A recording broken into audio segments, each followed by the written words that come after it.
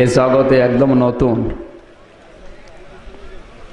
দায়ী আল্লাহর এই কাজে আমি একেবারে নতুন, মাত্র 3 বছর।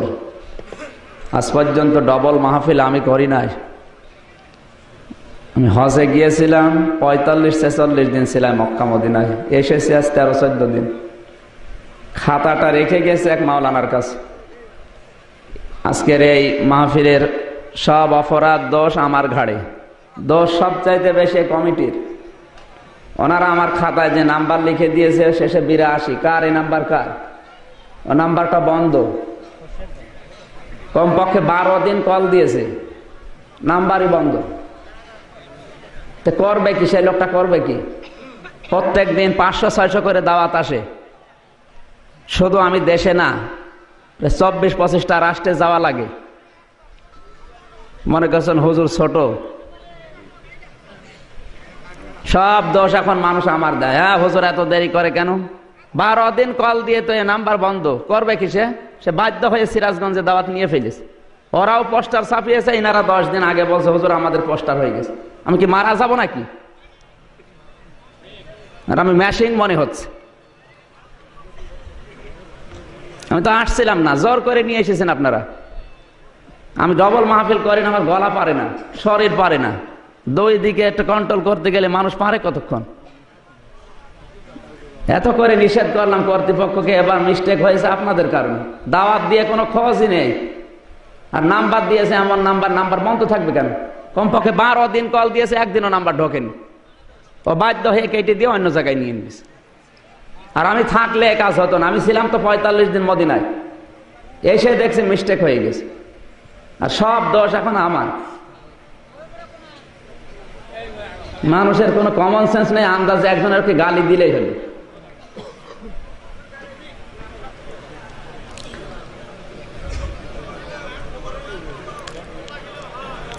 অধিকাংশ মানুষ আসার সময় গালি দিচ্ছে, না এত দেরি করে কেন টাকার? আরে ভাই আপনি কয় টাকা দিতে পারেন? জেদ্দাতে একটা মাহফিল করলে আমার কমপক্ষে 70,000 টাকা দিয়েছে। আপনারা তো সারা জীবন মিলেও 50,000 টাকা দিতে পারেন না। আমার বাবা আমার ফকির না, আপনার টাকা নিয়ে চলা লাগবে। আপনার মতো 50টা পরিবার আমি নিজেই চালাই। শুধু দোষ আমার দিচ্ছে আসার সময়। দোষ যে কমিটির দোষ, সেদিকে কোনো খেয়াল নেই। আশ্চর্য মানুষ।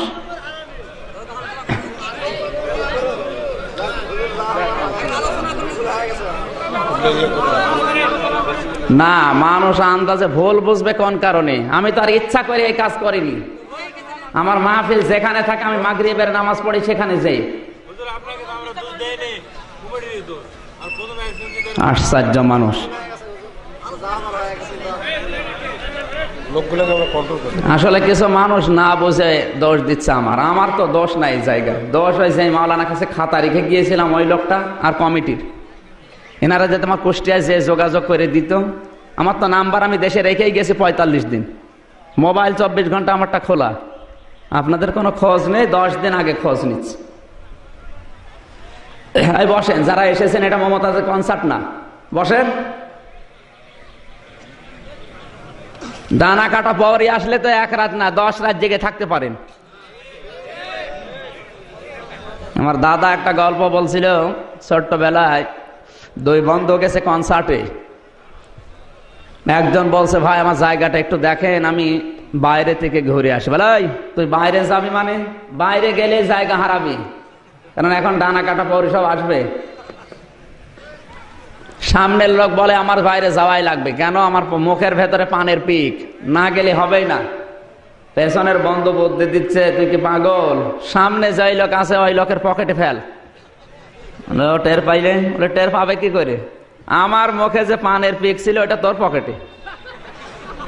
এটা আমি হাসির খোরাকির জন্য বলি নাই। একটা কনসার্ট দেখার জন্য মানুষ যদি এত আগ্রহ নিয়ে বসে থাকে, পানির পিক ফেলছে পকেটে, টের পাচ্ছে না। আর আপনারা ঘন্টা খানিক লেট হয়েছে। আমার এখানে আসার কথা 12টায়। আমি ছিলাম সে কামারখন্দ থানা, সিরাজগঞ্জে। কমপক্ষে এখান থেকে 90 কিলোমিটার। আসবো তো, ওখানেও প্রধান বক্তা, এখানেও প্রধান বক্তা। প্লেন হলে আমি তাড়াতাড়ি আসতে পারতাম। আর এমনিতে আপনাদের এই বগুড়া সিরাজগঞ্জ রাস্তায় যে ভিড়, 40-45-এর উপরে গাড়ি তোলা যায় না। ড্রাইভার কি মরবে? যে গরু দিয়ে আপনারা চাষ করে খাবেন, ও গরুই যদি মারা যায় কি দিয়ে চাষ করবেন? আমি মারা গেলে ওয়াজ হবে? অ্যাক্সিডেন্ট করে আসলে ভালো হইতো। বসেন, আজকে যা হয়েছে হয়েছে, বসেন। যে আয়াতটা পড়েছি, কোরআন শরীফ যেহেতু হেদায়েতের কিতাব, বসেন, এই বসেন। এই দাঁড়িয়ে আছে কারা এর আগে? ও, বাইরের লোক। সরকারি অনুদান খেতে হবে। বর্তমান চেয়ারম্যান, আমি সাবেক চেয়ারম্যান, উনি আমেরিকায় গেছে, উনি সরকারি অনুদান খেয়ে দিয়েছে। মোনাজাতের আগে বলবো ইনশাল্লাহ। সম্মানিত ভাইরা, সব কিছু আমরা ভুল বোঝাবুঝি যা হয়েছে ভুলে যান। কোরআনে কারিমের জন্য আজকের রাতটা যদি ব্যয় হয় খুব বেশি ক্ষতি হয়ে যাবে। যদিও 12টার পরে কথা বলা ঠিক না। আমি আজ পর্যন্ত যত জায়গায় মাহফিল করেছি, শুধু বগুড়া না, 61টা জেলা বাংলাদেশে আমার ঘোরা শেষ, সর্বোচ্চ 12টা। এরপরে কথা আমিও বলি না, কিন্তু আজকে বাধ্য হয়ে গেছে। যতক্ষণ চালানো যায় আপনাদের ধৈর্যচ্যুতি ঘটাবো না। আজকের আয়াতটা যদি আমরা বুঝে হেদায়েত নিতে পারি, কিয়ামতের দিন ওই আয়াতটা সাক্ষী দিয়ে ইনশাল্লাহ জান্নাতে নিয়ে যাবে। আর আল্লাহ না করুক, ওই আয়াতটার উপরে যদি আমল না হয়, ওই আয়াতটা কিন্তু আমাদের বিরুদ্ধে দাঁড়াবে। আর কোরআন শরীফ যদি কারো বিরুদ্ধে দাঁড়ায়, ও জান্নাত পাবে? কোরআন যার বিরুদ্ধে ছিল, বাস্তব আমি নিজের চোখে দেখে আসলাম। এই আবু জেহেল, বদরের ময়দানে ওর কবর, ওকে তো আর এইভাবে আদর করে মাটি দেয়নি, উদ্দ করে পুঁতে রেখেছে। বদরের ময়দানে ওর কবর, যেখানে 70 জন কাফেরকে এক জায়গায় উল্টা করে মাটি দিয়েছে। ওখানে কোনো ঘাস জন্মায় না, গাছও হয় না, গাছ হলেই মারা যায়। সৌদি আরবের ড্রাইভার আমার সাথে ছিল, জিজ্ঞাসা করলাম, ইয়া আখি, এ ভাই এই গাছগুলো বাঁচে না কেন? বলছে, হুজুর আপনি জানেন কবর কার? কার? শয়তানের বাচ্চা। শয়তানের বাচ্চা কে? বলে আবু জাহেল। ওরে বাবা, আবু জাহেলের কবর? বলে অনেক পানি দেওয়া হয় কিন্তু গাছ বাঁচে না। তার মানে ওর কবরের ভেতরে মনে হয় শরবত খাওয়াচ্ছে আল্লাহ। পাশে সাহাবীদের কবর, বদরের ময়দানে 14 জন সাহাবী শহীদ হয়েছিল, তাদের কবর পাশে। এর পাশে খেজুর বাগান তর তর করে বেড়ে উঠছে, কি সুন্দর চেহারা, কিন্তু ওর কবরে একটা গাছও বাঁচে না। এখান থেকে বোঝা যাচ্ছে ওর কবরে আগুন। কথা বলেন। আল কোরআন হুজ্জাতুল লাকা ওয়া আলাইকা, নবী বলেন কোরআন শরীফ জান্নাতে যাওয়ার দলিল। এটা যদি কারো পক্ষে সাক্ষী দেয়, কিয়ামতে আল্লাহ তার হিসাবও নেবে না, বিচারও করবে না, বিনা হিসাবে জান্নাতে দিয়ে দেবে। আল্লাহ না করুক এটা যদি কারো বিরুদ্ধে যায়, এর একটা আয়াতও যদি কারো বিরুদ্ধে যায়, এই কাদিয়ানীরা কাফের না মুসলমান? আরো জোরে বলেন। কেন কাফের বলেন তো? 6666টি আয়াতের ভেতরে সূরা আহজাব এর একটা আয়াতের 4 ভাগের 1 ভাগ ওরা মানে না। 6666টি আয়াত আল্লাহ কোরআনে দিয়েছেন, এর ভেতরে একটা আয়াতের 4 ভাগের 1 ভাগ, খুব বেশি না। মা কানা মুহাম্মাদুন আবা আহাদিম মির রিজালিকুম ওয়ালাকিন রাসূলুল্লাহি ওয়া খাতামান নাবিয়্যিন, সূরা আহজাব 40 নম্বর আয়াত। এই যে খাতামান নাবিয়্যিন, এই এতটুকু শব্দ মানে না ওরা। ওরা আমাদের নবীকে শেষ নবী বলে বিশ্বাস করে না। ওদের নবী হচ্ছে গোলাম আহমদ কাদিয়ানী। এই একটা আয়াতের 4 ভাগের 1 ভাগ অস্বীকার করার কারণে কাদিয়ানীরা কি? আরো জোরে বলেন। শিয়া। শিয়া আমরা যারা নাম বলি শিয়া, এরা কাফের। কেন? সূরা বাকারা, কুল মান কানা আদুব্বাল লিজিবরিল ফাইন্নাহু নাযালাহু আলা কলবিকা বিইذনিল্লাহি মুসাদ্দিকাল লিমা বাইনা ইয়াদাইহি ওয়া হুদা ওয়া বুশরা লিল মুমিনিন। সঠিকভাবে বুঝবেন ভাই, উল্টা পাল্টা বুঝবেন না। সূরা বাকারা 97 নম্বর আয়াত, একটা আয়াতের 3 ভাগের 1 ভাগ। কুল মান কানা আদুব্বাল লিজিবরিল, হে নবী আপনি বলুন যারা জিবরাইলকে শত্রু মনে করে। কেন? শিয়াদের ধারণা জিবরাইল ফেরেশতা আসবে আলীর কাছে, না এসে ভুল করে গেছে মুহাম্মদের কাছে। একটা আয়াতের 3 ভাগের 1 ভাগ না মানে না, এজন্য ওরাও কাফের। আর বাংলাদেশে নামধারী আমরা যারা মুসলমান, 96 ভাগ মুসলমান এই দেশে। 6666টি আয়াতের টাটকা 250 আয়াতের দেশে অনেক মানুষই মানে না। জিহাদের আয়াত আছে কোরআন শরীফে প্রায় 500, সরাসরি আছে 250। এই 250 আয়াত অনেক মানুষ নামাজও পড়ে, রোজাও রাখে, কিন্তু ওদের নাক ছিটকায়, কেমন কেমন যেন লাগে। জিহাদ আর জঙ্গি আর সন্ত্রাস এক বানিয়ে ফেলেছে। কোন মানুষ যদি জিহাদ আর সন্ত্রাস আর জঙ্গি এক মনে করে, ওর সঙ্গে সঙ্গে বেঈমান হয়ে যায়। কারণ জঙ্গি নির্মূল করার জন্য জিহাদ দরকার, সন্ত্রাস নষ্ট করার জন্য জিহাদ দরকার। মক্কা মদিনায় 45 দিন থাকার পরে আমার যেটা অভিজ্ঞতা, ওদের ঈমান আছে কিন্তু ঈমানে ভেজাল নেই। এই ফ্যানটা বন্ধ করেন। ওদের ঈমান আছে কিন্তু ঈমানে ভেজাল নেই, এত শিরিক আর বেদাত নেই। বাংলাদেশে আমরা মুসলমান যারা, আমাদের ঈমান যতটুকু আছে শিরিক আর বেদাত তার চাইতে বেশি। নবীজির কবরের পাশে দাঁড়িয়ে এভাবে হাত দিয়ে তুলেছি, পুলিশ এসে হাতের উপরে দিয়েছে লাঠি দিয়ে এক বাড়ি। আমার দিকে ডাক দিয়ে বলে, ইয়া হাজিউল হুজ্জাত, নবীর কাছে কি চাচ্ছেন? আপনার যদি কিছু দরকার হয় পেছনের দিকে ঘোরেন, কাবা শরীফের দিকে তাকান, আল্লাহর কাছে বলেন। তামাম দুনিয়ার মানুষ যাকে সালাম দিতে যাচ্ছে, সেই নবীর কবরের পাশে দাঁড়িয়েও দোয়া করা জায়েজ নেই। আর বাংলাদেশে গরু ছাগল মরে যায়, কবর 3 তালা হয়। আমি এই জন্য বলছি, এই দেশে যতটুকু ঈমান আছে তার ভেতরে শিরিক আর বেদাত বেশি।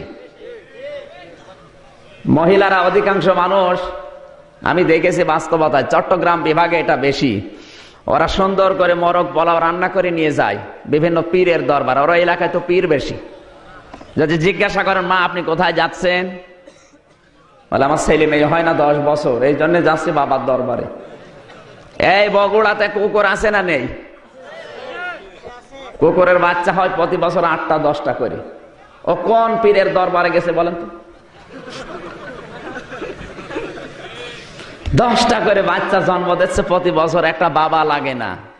আর আমাদের একটা জন্ম দিতে যে 4-5টা বাবা মারা শেষ।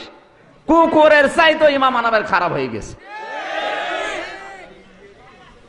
মা বোন যদি এসে থাকে, সৌদি আরব কিন্তু বাংলাদেশের মতো এতটুকু রাষ্ট্র না। এই কান লাগান, পুরা বাংলাদেশ 14টা জোড়া দিলে যত বড় হবে, সৌদি আরব একাই অত বড়। প্রায় 8টা 10টা প্রদেশে গিয়েছিলাম। জেদ্দায় গিয়েছি, মক্কা, মদিনা, রিয়াদে, তায়েফে, দাম্মামে, নাজরানে, যত জায়গায় আমি গেছি একটা মাজার নেই, একটা পীর নেই। আর যত মাজার, পীর আর ভণ্ড বাংলাদেশে, ভারতে আর পাকিস্তানে। এই বিশ্বাসগুলো আজ আমাদের নেই, নিয়ে আসা দরকার। এখানে যে কয়জন বসে আছে তাকান তো খালি এই ছেলেটা বাদ দিয়ে, এই ছোট্ট বাবু বাদ দিয়ে যতগুলো মানুষ এখানে আছে, এদের একজনের মাকেও সিজার করা লাগে নাই, লেগেছে? আর এখন সিজার ছাড়া কোন বাচ্চা হচ্ছে আপনারা দেখান? হচ্ছে না। এই জন্য আল্লাহর উপরে বিশ্বাস নেই, বিশ্বাস ডাক্তারের উপরে। 2 মাস 3 মাস পেটে সন্তান আসার পরে বলে, দেখো আমারে নিয়ে যাও। কোথায়? চেক করো আমারে, আমার পেটে যেটা এসেছে এটা জন্ডিস না লেডিস দেখা লাগবে। মানে ডাক্তারের উপরে ভরসা করে ফেলেছে, আল্লাহর দরকার নেই। এই জন্য আল্লাহ ওই ডাক্তারের মাধ্যমে হাইব্রিড বাচ্চা কেটে বের করে। সম্মানিত ভাইরা, সম্মানিত মা বোনেরা, বিশ্বাস আনা দরকার কোরআনে কারিমের উপরে। এবার কান লাগান, 1500 বছর আগে কোরআন জানিয়েছে, ওয়ালাউ আন্না আহলাল কুরা আমানু ওয়াত্তাকাউ লাফাতাহনা আলাইহিম বারাকাতিম মিনাস সামাই ওয়াল আরদ। সূরা আরাফ 9 নম্বর পারা, 2 নম্বর পৃষ্ঠা, 1 নম্বর লাইনে 96 নম্বর আয়াতের প্রথম অংশে আছে। তাফসিরে তাবারি, তাফসিরে মাযহারি, তাফসিরে খাজেন, তাফসিরে জালালাইন, তাফসিরে ইবনে কাসির, ফি জিলালিল কোরআন, তাফসিরে কাবীর, আইসারুত তাফাসির, তাফসিরে মনির। একটা দুইটা না, বিশ্ববিদ্যালয় প্রায় 26 খানা তাফসির আমি আয়াতের সাথে মিলিয়েছি। সব মুফাসসির এই আয়াতের ব্যাপারে একই বক্তব্য দিয়েছেন। সুবহানাল্লাহ বলতে পারেন না? আল্লাহ তাআলা বলেন, ওয়ালাউ আন্না আহলাল কুরা, গ্রামের লোকেরা, জনপদের লোকেরা যদি ঈমান আনে, আমানু ওয়াত্তাকাউ, আর আমাকে ভয় করার নীতি অবলম্বন করে, লাফাতাহনা, সুপারলেটিভ ডিগ্রি দিয়েছেন আল্লাহ। লামে তাগিদ, অবশ্যই আমি আল্লাহ খুলে দেব বারাকাতিম মিনাস সামাই ওয়াল আরদ, আসমান আর জমিনে যত বরকতের দরজা আছে সব নিজের হাত দিয়ে। কার হাতে? আল্লাহ যদি কুদরতি হাত লাগায় কোন জায়গায়, ওটা আর খোলা লাগবে? এই জন্য লাফাতাহনা দিয়েছেন। সৌদি আরবের লোকেরা 1500 বছর আগে এই আয়াতটা যখনই মেনে নিয়েছে, তাদের ইমান যতটুকুই, যেহেতু ভেজাল নেই, ভয় করে কিনা ওটা আমার আল্লাহ জানে। এই ইমানটা খাঁটি হওয়ার কারণে আল্লাহ চারটা সম্পদ ওদেরকে হাতের নাগালে দিয়েছেন। বাংলাদেশে আমরা মাটি খুঁড়লে পাই পানি, ওরা মাটি খুঁড়লে তেল পায়। আমরা যত গভীরে যাব কাদা পাবো, ওরা যত গভীরে যাবে স্বর্ণ পাবে। ওহদ যায় পাহাড়, হযরতে আমিরে হামজা যেখানে ঘুমিয়ে আছে, সাজ্জেদের শাহাদা, 2 কিলোমিটার পাহাড়। কয়েকদিন আগে প্রমাণ হয়েছে পুরা 2 কিলোমিটার পাহাড়ি স্বর্ণ। ওখান থেকে তুলতেছে রিফাইন করে 22 ক্যারেট, 21 ক্যারেট, 18 ক্যারেট করে বিশ্বে বিক্রি করছে। কোনো অভাব নেই। ওদের এক একজনের পেট 4-5টা তরমুজের মতো, আর আমরা না খেয়ে মরি। ওদের আছে কয়লা, ওদের আছে পাথর, কোনো অভাব নেই, অথচ কোনো ফসল হয় না। 200 কিলো 400 কিলো চলে যাবেন, শুধু মরুভূমি, পাথর, পাহাড় আর বালি, কোনো ফসল নেই। খাবারের অভাব আছে? আল্লাহর ওয়াদা মিথ্যা না। আল্লাহ তাআলা ওয়াদা দিয়েছেন লাফাতাহনা, আমি আল্লাহ খুলে দেব। আমরাও যদি বাংলার জমিনে 96% মুসলমান ইমান আনতে পারতাম, আর ইমানের দাবি অনুযায়ী যদি ভয় আমাদের থাকতো, এদেশে এখনো মাটির নিচে কমপক্ষে 7টা খনিজ সম্পদ পাওয়া যাচ্ছে। কক্সবাজারে, সেন্ট মার্টিন দ্বীপের নিচে, চট্টগ্রামে, এদিকে ঠাকুরগাঁও, নীলফামারী, রংপুর, আর ওইদিকে মাগুরা, এই 7টা জেলায় আমার আল্লাহ 7টা সম্পদ লুকিয়ে রেখেছেন। সমস্যা হচ্ছে তুলতে পারি না, কারণ ওই রকম ইমান নেই। স্বর্ণের পাহাড় 2 কিলোমিটার, কোনো অসুবিধা নেই, যার যে দায়িত্ব পালন করে যাচ্ছে। আর এই দেশে স্বর্ণ না, কেউ যদি পায়খানার পাহাড়ও পায়, অজ্ঞান হয়ে যাবে। কারণ ওই ইমান তো আমাদের এখনো তৈরি হয়নি। মসজিদে নববীতে নামাজ পড়ে বের হচ্ছি, দেখে একটা মোবাইল পড়ে আছে, তাকিয়ে দেখলাম লিখা আইফোন। আইফোন বোঝেন? বাংলাদেশের টাকা অনুযায়ী ওই মোবাইলটার দাম কমপক্ষে 1,80,000 টাকা। 1,80,000 টাকার মোবাইল পড়ে আছে, কেউ নিচ্ছেও না, ধরেও না, দেখেও না কেউ, কারণ ধরা পড়লে কি কেটে দেবে। একবার সাহস করছিলাম, তুলে নেব না, মনের ভেতরে ভাই নতুন হাজি। দেশে গেলে মানুষ বলবে হাজি সাহেব চোর। সাথে যে লোকটা ছিল বলে, ওইদিকে তাকাবা না, দরকার নেই, যার জিনিস হয় সে নিয়ে যাবে, যাক না ওখানে পড়ে নষ্ট হয়ে যাক, তোমার কোনো দরকার নেই। 1,80,000 টাকার মোবাইল পড়ে থাকে, কেউ নেয় না। এদেশে তো 80 পয়সা থাকে না। এজন্য আমাদের উচিত, আল্লাহর ঘোষণা, ওরা 1,500 বছর আগে মেনে নিয়ে যদি এই প্রমাণগুলো পায়, আল্লাহকে আমাদের সাথে মিথ্যা ওয়াদা করিস, তাহলে আমরা তুলতে পারছি না। অবশ্যই আমাদের ইমানের ঘাটতি আছে, আর ভয় নেই। বলেন, আল্লাহ রাব্বুল আলামিন আমাদেরকে এই 2টি কন্ডিশন মেনে বাংলাদেশে যদি এগুলো তুলতে পারে, বিশ্বাস করেন অভাব বলতে কি এটা থাকবে না। প্রধানমন্ত্রী শেখ হাসিনা 41 সাল পর্যন্ত টার্গেট দিয়েছে, 41 সাল লাগবে না। 41 ঘন্টায় বাংলাদেশ ডিজিটাল হওয়া সম্ভব, যদি 1628 জন মানুষ হযরতে ওমরের মতো তৈরি হয়। এদেশের দায়িত্বে এখন আছে 1628 জন মানুষ। এই মানুষগুলোর চরিত্র হযরতে ওমরের মতো যেই দিন হবে, ডিজিটাল হওয়ার জন্য 41 সাল 51 সাল না, 41 ঘন্টায় যথেষ্ট। আল্লাহ আমাদের ওই রকম কিছু দান করেন, জোরে বলেন আমিন। দরুদ পড়ি, সালাম পাঠাই বিশ্ব নবীর উপরে, যাকে আল্লাহ তায়েফে পাঠিয়েছিলেন কোরআন প্রচারের জন্য। এতদিন শুধু কোরআন হাদিস পড়ে ওয়াজ করেছিলাম, আর এখন নিজের চোখে দেখে আসলাম। আল্লাহর নবীকে তায়েফের ময়দানে কাফেরেরা যে জায়গায় পাথর দিয়ে আঘাত করেছিল, জায়গাটাতে অনেকক্ষণ দাঁড়ালাম। তার কাটা দিয়ে ঘেরা আছে জায়গাটা। 3 দিনের না খাওয়া নবী নড়তেই পারে না। ওরা পাথর মেরে মেরে রক্ত ঝরাচ্ছে শরীর দিয়ে। নবীজি রক্তগুলো মাটিতেও পড়তে দেয় না, নিজের শরীরের রক্ত আবার নিজেই মাখতেছে। জিবরাইল এসে বলে, ইয়া রাসূলুল্লাহ, রক্তগুলো মাটিতে পড়তে দেন না কেন? বিশ্বনবী বলেন, ভাই জিবরাইল, রক্ত যদি মাটিতে পড়ে আমার আল্লাহর রাগ হয়ে যেতে পারে। দ্বিতীয়ত এই জায়গায় নবীজির রক্ত ঝরেছে, ওই জায়গাটা মার্ক করা আছে। নবীজি আমার হাঁটতে পারে না, উঠতে পারে না, ওরা জোর করে দাঁড়িয়ে ধাক্কা দিয়ে হাঁটিয়ে দিচ্ছে। 3 নাম্বার জায়গায় যে বিশ্ব নবী বেহুশ হয়ে পড়ে গেলেন। কাফেরেরা এই ফাঁকে পাহাড়ের উপর থেকে 2টা পাথর গড়িয়ে দিয়েছে। এতটুকু পাথর না, আমার মোবাইলে ছবি তুলেছি, এত বড় পাথর, কমপক্ষে 22-23 জন মানুষ লাগবে নড়াতে। ওরা পাহাড়ের উপরে দল বেঁধে উঠে 2টা পাথর দিয়েছে গড়িয়ে। বিশ্বনবী পাহাড়ের পাদদেশে অজ্ঞান হয়ে পড়ে আছে। ওদের নেশা, নবীর উপরে পাথর পড়তে দেরি ও মোহাম্মদ বিদায় হয়ে যাবে। কোরআনে কারীম জানিয়েছে, আল্লাহু ইয়াসিমুকা মিনান নাস ইন্নাল্লাহা লা ইয়াহদিল কওমাল কাফিরিন। জোরে বলেন আল্লাহু আকবার। সূরা মায়দা 6 নাম্বার পারা 18 নাম্বার পৃষ্ঠা 12 নাম্বার লাইনে 67 নাম্বার আয়াতের শেষের অংশে আছে। তাফসিরে তাবারি থেকে বলছে,